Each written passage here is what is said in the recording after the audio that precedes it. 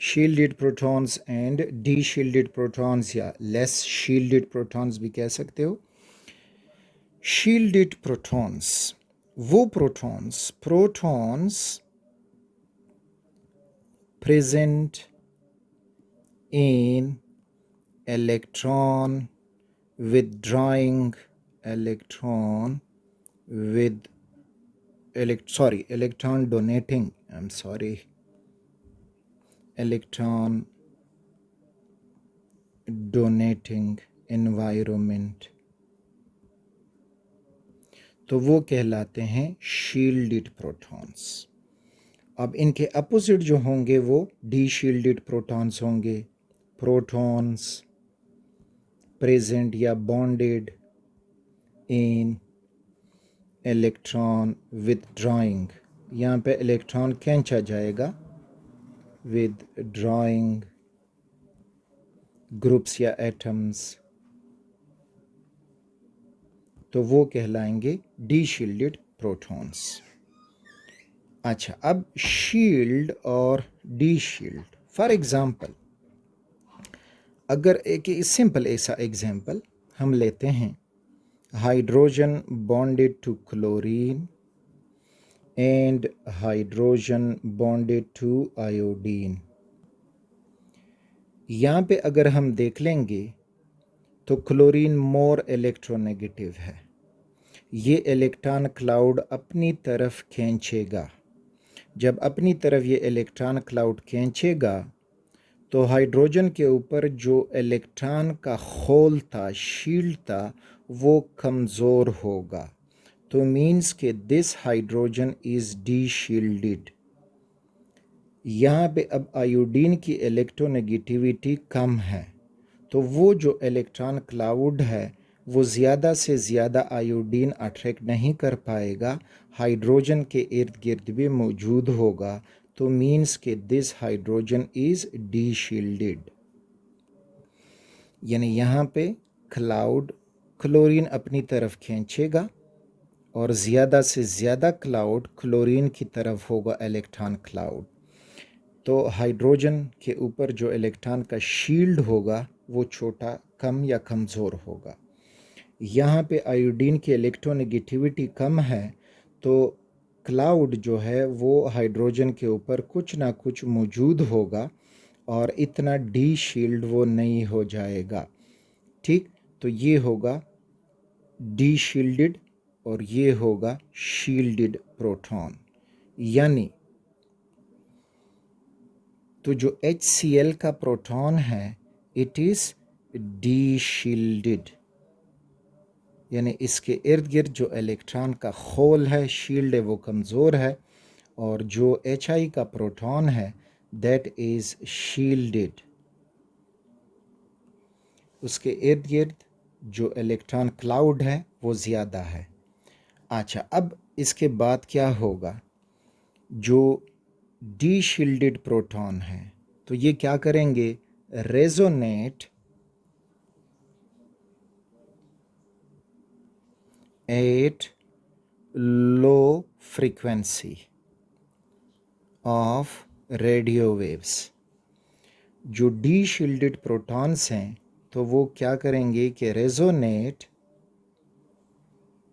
At high frequency. यानी simple सी बात कि ये जो शील्डेड प्रोटॉन है, जिस तरह आयोडीन वाला है, तो ये अपने स्पिन फ्लिपिंग के लिए ज़्यादा फ्रीक्वेंसी वाले रेडियो वेव्स एब्जॉर्ब करेगा, और जो ये डी शील्डेड प्रोटॉन है HCl के केस में, तो ये क्या करेगा कि रेजोनेट एट लो फ्रीक्वेंसी, ये कम फ्रीक्वेंसी वाले रेडियो वेव्स एब्जॉर्ब करेगा अपनी स्पिन फ्लिपिंग के लिए। अब जब हमें इनके पीक्स NMR स्केल पे मिलेंगे तो वो आइडिया अपने जहन में आप लोगों ने इस तरह रख देना है कि ये NMR स्केल हुआ, आगे इसको डिटेल से लेक्चर में समझेंगे। ये हुआ 0 TMS और यहाँ पे 12, इस तरह इसमें ये ग्रेजुएशन की गई है सपोज। अच्छा, जो 0 के करीब जाएंगे मीन्स के ये हाई फ्रीक्वेंसी वाले हैं, हाई फ्रीक्वेंसी, और जो 12 की तरफ जाएंगे मीन्स के वो लो फ्रीक्वेंसी एब्जॉर्ब करेंगे, वो लो फ्रीक्वेंसी वाले हैं। तो साथ में याद रखें अब आसान कि एक हमने समझ लिए कि शील्डेड प्रोटॉन्स और दूसरे हमने समझ लिए डी शील्डेड प्रोटॉन्स। तो शील्डेड प्रोटॉन की पीक्स 0 की तरफ बनने की कोशिश करेंगे और जो डी शील्डेड हैं तो वो 12 की तरफ बनने की कोशिश करेंगे या इधर अपीयर होंगे।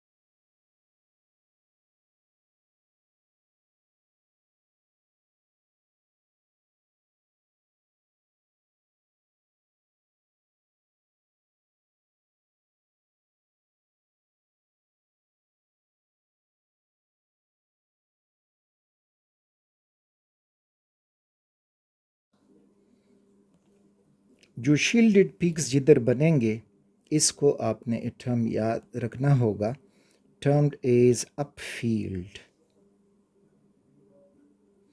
और जो डी शील्डेड हैं तो उनको डाउनफील्ड। तो ये अपफील्ड सिग्नल्स और ये डाउनफील्ड सिग्नल्स। अच्छा, फिर इस तरह आपके जहन में क्वेश्चन आया होगा कि सर ये जो शील्डेड हैं हाई फ्रीक्वेंसी एब्जॉर्ब करते हैं लेकिन 0 की तरफ क्यों बन रहे हैं, और ये जो डी शील्डेड हैं लो फ्रीक्वेंसी एब्जॉर्ब करते हैं लेकिन फिर 12 की तरफ क्यों बन रहे हैं। तो ये जब हम TMS डिटेल से समझेंगे लेक्चर में तो उधर से आपका ये कंसेप्ट फिर क्लियर हो जाएगा। तो अब फॉर एग्ज़ाम्पल हमें दिया जाता है एक कंपाउंड और कहा जाता है कि इसके जो पीक्स हैं वो कौन कौन सी साइड पे कौन सा पीक बनेगा। तो एक एग्जांपल से प्रैक्टिस करते हैं। For example we are given methyl alcohol ethyl alcohol CH3 CH2 and OH, और इसके साथ हम जो स्केल है वो बनाते हैं।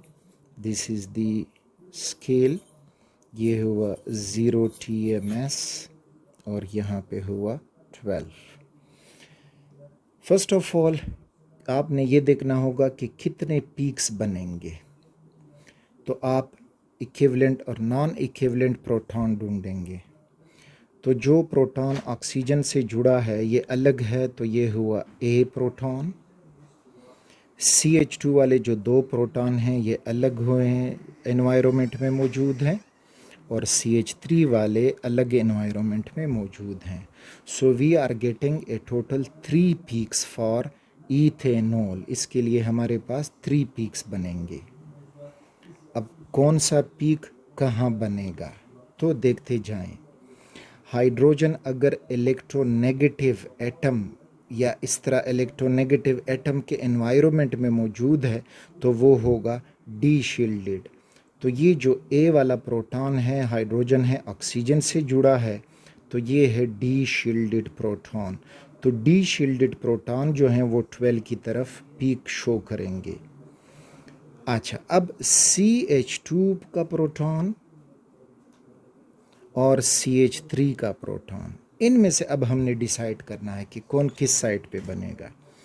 तो अब अगर हम CH2 वाले प्रोटॉन देखें, they are closer to oxygen.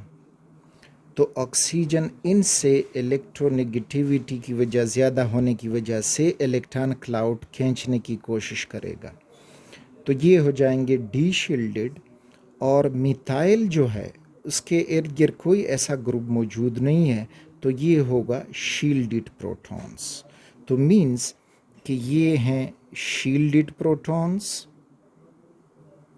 और इस तरह जब हम जाएंगे तो OH हो जाएगा मोर डी शील्डेड प्रोटॉन्स, और ये जो CH2 है ये लेस डी शील्डेड है, इसको हम लिख सकते हैं लेस डी शील्डेड प्रोटॉन्स। तो अब जो NMR स्पेक्ट्रम होगा तो उस पे अब हमें CH3 जो हमें मिलेगा अपफील्ड, यानी ज़ीरो के करीब, तो इसका पीक यहाँ कहीं पे बन जाएगा। नेक्स्ट जो होगा वो CH2 का पीक होगा, और फिर 12 की तरफ जो है वो OH का पीक होगा। इस फॉर्म में ये हमें मिल जाएगा। तो अब यहाँ पे this peak is for CH3 protons, ये पीक जो है वो CH2 प्रोटॉन्स के, और ये हैं OH प्रोटॉन के लिए। सो इस तरह से शील्डेड और डी शील्डेड पीक्स हमें जो NMR स्केल है उस पे मिलते जाएंगे। अच्छा, अब एक और एग्जांपल एक और तरीके से प्रैक्टिस करते हैं। हमें दिया गया है कि CH3 COO and CH3, that is methyl acetate,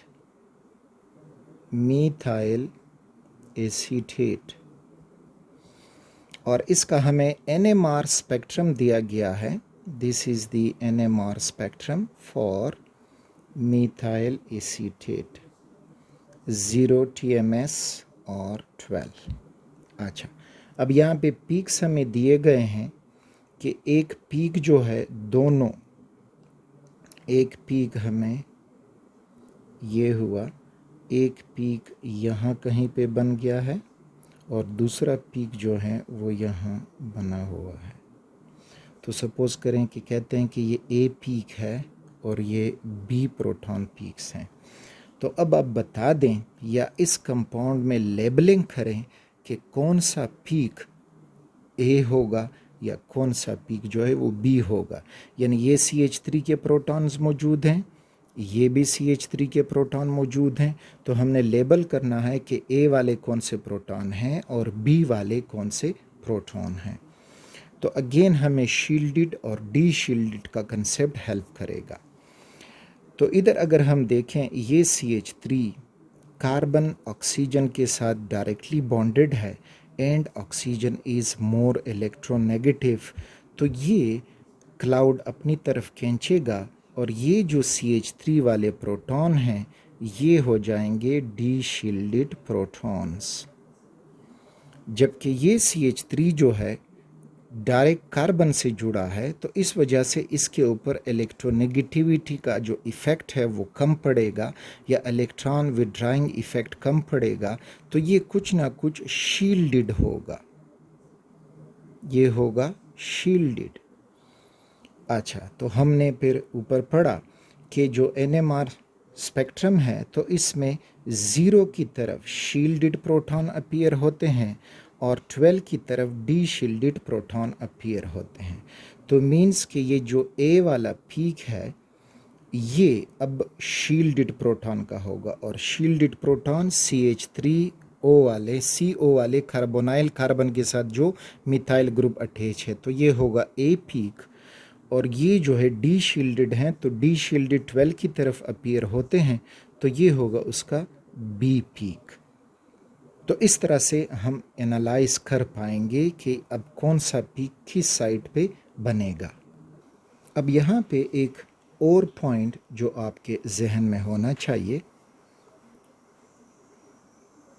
for example again हमें दिया गया है CH3 CH2 and OH, methyl alcohol, और इसका NMR स्पेक्ट्रम दिया गया है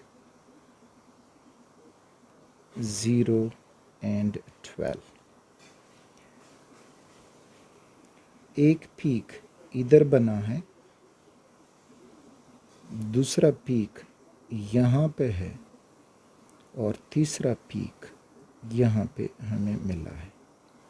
अब हमसे पूछा जाए कि इसमें 3 किस्म के पीक्स मिलेंगे, CH3 अलग प्रोटॉन्स हैं, CH2 अलग हैं और OH वाला प्रोटॉन अलग है। तो एक तो शील्डेड और डी शील्डेड से भी हम समझ सकते हैं कि कौन सा पीक किधर बनेगा। तो यहाँ पे जो CH3 है ये शील्डेड है, जबकि इधर हम जाएंगे OH की तरफ तो ये होगा डी शील्डेड, क्योंकि वो डायरेक्टली इलेक्ट्रोनेगेटिव एटम ऑक्सीजन से जुड़ा है, और जो CH2 है तो वो लेस डी शील्डेड होगा। तो मीन्स कि ये CH3 वाले हैं जो डी शील्डेड हैं ज़ीरो की तरफ, ये CH2 है और ये OH है। अब इनके हाइट में ये फ़र्क, यानी मेन पॉइंट जो था वो ये था कि इनके हाइट में फ़र्क हमें क्या मिलेगा। तो अगर ये OH में एक प्रोटॉन है तो ये हो गया इसका हाइट,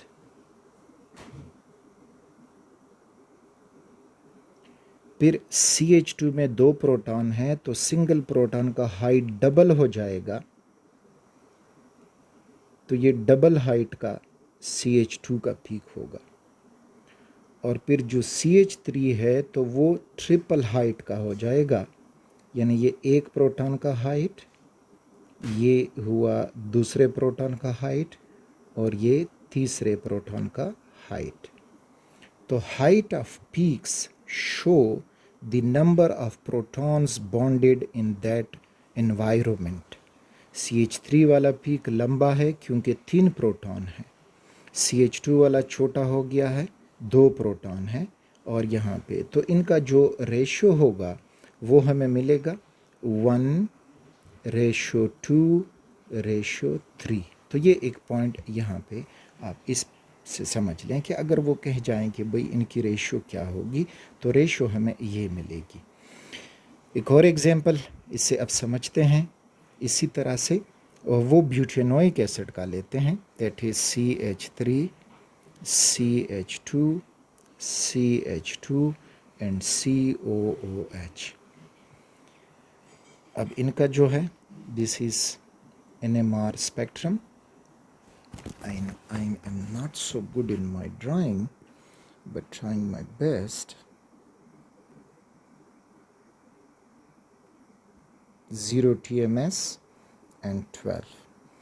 अच्छा, equivalent proton, non equivalent proton, तो जितने भी ये प्रोटॉन हमें दिखाई दे रहे हैं सब जो हैं वो नॉन इक्विवेलेंट है। ये A प्रोटॉन हुआ, ये B हैं, ये C हैं और ये D हैं। अब इनके पीक्स जो अपीयर होंगे तो अगेन शील्डेड और डी शील्डेड।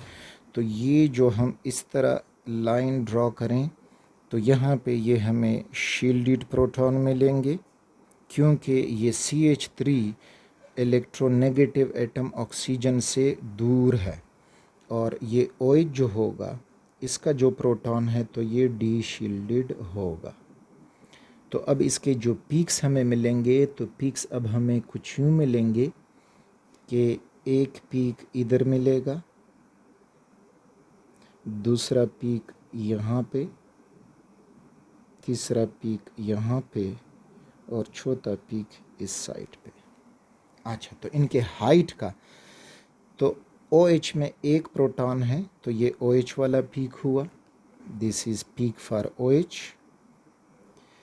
फिर ये दोनों पीक इक्वल हाइट के हैं क्योंकि दोनों CH2 दो प्रोटॉन्स हैं, तो इस वजह से इक्वल हाइट के हैं, लेकिन उनका पोजीशन डिफरेंट है क्योंकि उनमें शील्डिंग और एनवायरनमेंट डिफरेंट है।